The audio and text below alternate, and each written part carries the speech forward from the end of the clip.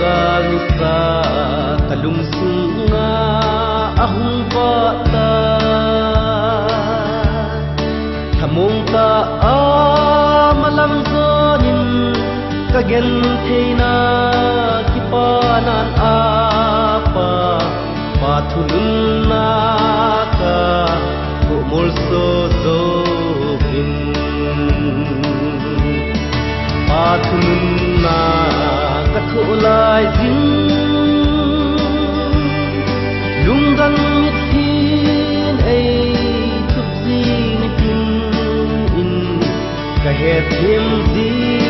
pot kapangai lut na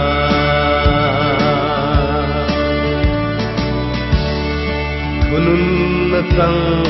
lau zau lai sa gong kahi po kapina lal tisan ahi sit na tong ding in kimang po nge tuan so na ding pakai na lo nga pathun na kathulai ding lunggan mithin ai tupzi nitin kahe thim di po kapangai lut na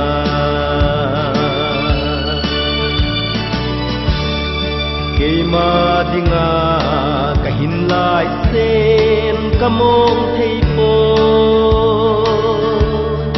pakai krista kau na banga isak mai sa magati than sun bang bo na tui khu ipanan alo pathulun na kathulai zin lunggan mithin ai tupzi nitin in kahe thim di pot kapangai lut na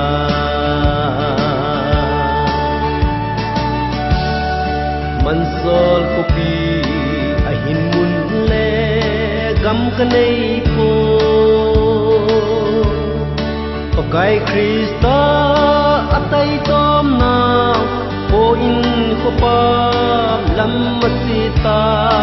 nge salem tha akun mun gatang na nge pathun na kathulai zin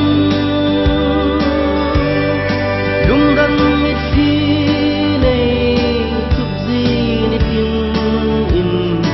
kahe thim di po kapangai lut na